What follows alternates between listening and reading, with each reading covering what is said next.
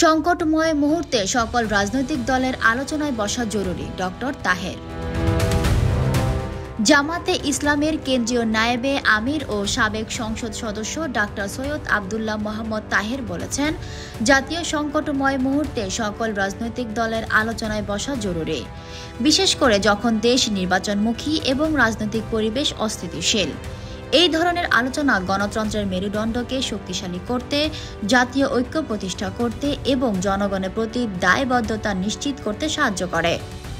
বুধবার কুমিল্লার স্থানীয় মিলনায়তনে ১৪গ্রাম উপজেলার কনকাপৈত ও গোলপাশা ইউনিয়ন নির্বাচনী সমাবেশ প্রধান অতিথি বক্তব্যে তিনি এসব কথা বলেন।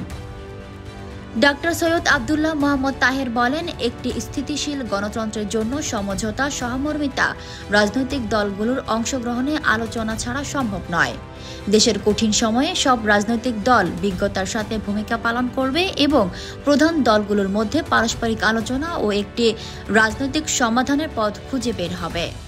উপজেলা জামাতে আমির মাহফুজুর রহমানের সভাপতিত্বে ও সেক্রেটারি বেলাল হোসেনের পরিচালনায় অন্যান্যদের মধ্যে বক্তব্য রাখেন বাংলাদেশ শ্রমিক কল্যাণ ফেডারেশন কেন্দ্রীয় সহসভাপতি মুজিবুর রহমান ভূঁইয়া, ১৪গ্রাম উপজেলা জামাতের সাবেক আমির ভিপি শাহাব উদ্দিন, কনকাপৈত ইউনিয়ন জামাতের আমির হাসান মজুমদার প্রমুখ।